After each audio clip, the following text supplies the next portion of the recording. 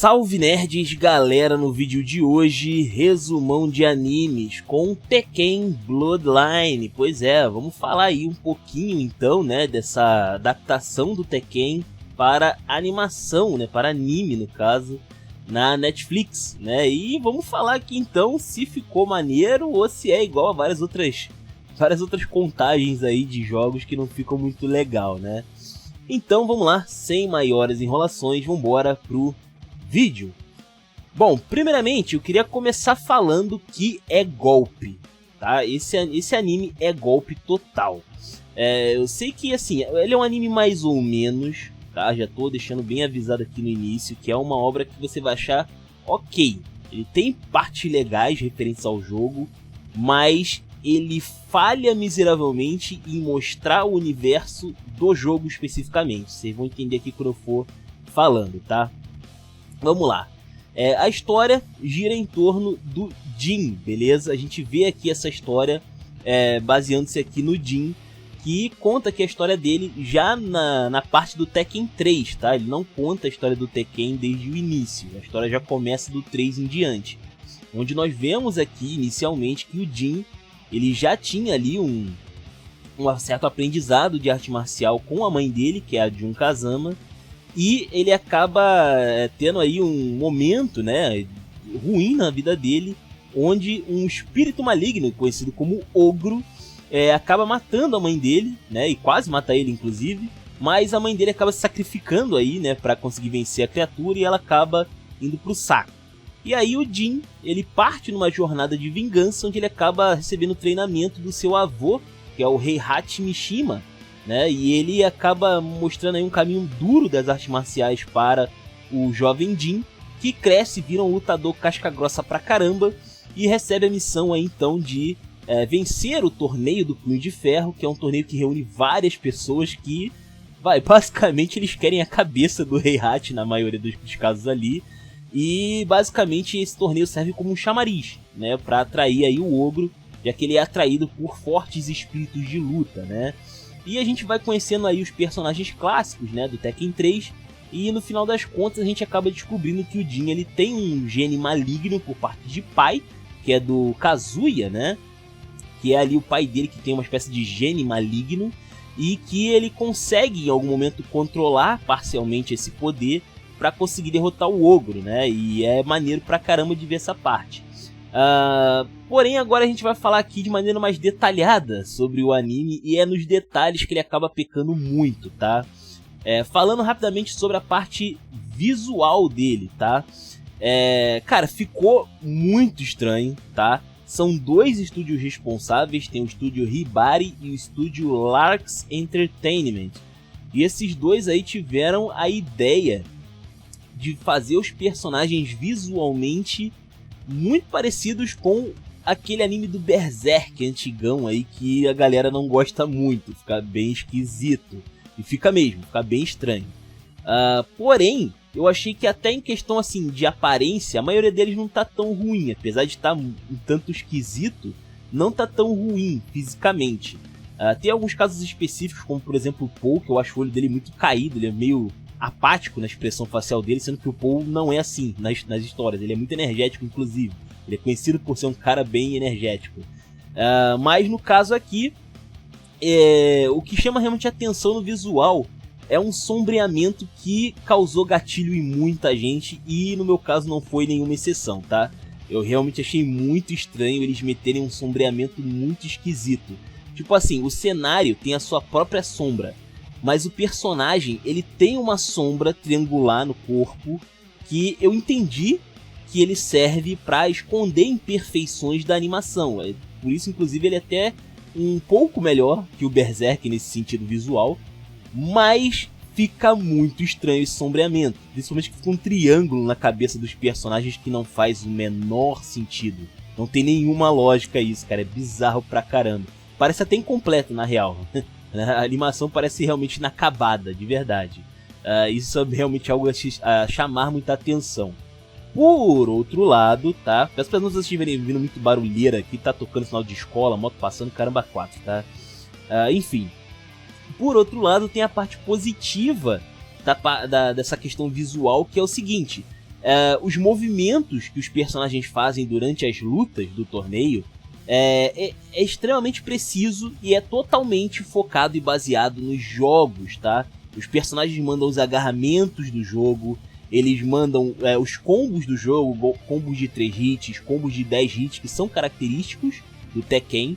Então é muito interessante nesse ponto, porque se você jogou o Tekken, você automaticamente vai reconhecer os movimentos dos personagens e isso ativa aquela parte nostálgica, né, da tua cabeça, te faz apreciar mais a história. Mas é assim, né, nem todo mundo conhece a franquia hoje em dia, né, não é uma uau, nossa, né, que franquia. Então, isso faz a história ficar um pouco nichada, né, nesse quesito aí. Mas é legal de ver realmente os movimentos que são de artes marciais bem feitos. Tem também o aspecto dos efeitos especiais dos golpes, que eles pegaram os efeitos dos jogos, quando tem um golpe mais contundente, um golpe mais forte, ou ainda um especial de um personagem, né? Eles colocaram os especiais dos personagens, tem aquele lendário socão do Paul que tirava praticamente a barra inteira do personagem de vida, dependendo do caso matava na hora, inclusive, e ele usa aqui, né? No anime ficou bem maneiro, ficou bem legal, assim, né? O Jin tem o ganchão dele e tal, histórico e tal, é bem maneiro. E realmente essa parte fica bem legal, realmente chama pelo menos aí uma parte nostálgica, né, do público. Embora em outros aspectos visuais eles acabam cagando bastante, vai. Em questão de história, eu tenho que falar aqui que é bastante polêmico, tá, da minha parte. Por quê? A história do Jin não é ruim, a história do Jin é legal.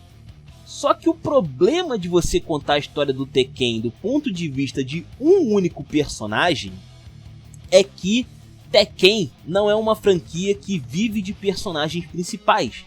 O principal do Tekken não é um personagem, mas sim o torneio. Ele é o personagem principal, é o próprio torneio. Por quê? Porque tudo que acontece na franquia Tekken se resolve na arena. Você tem um problema com a empresa lá do Heihachi, né? Ou até mesmo com o próprio Heihachi, você vai resolver na arena. Você quer, sei lá, quer mostrar que você é o cara mais poderoso, você vai resolver na arena.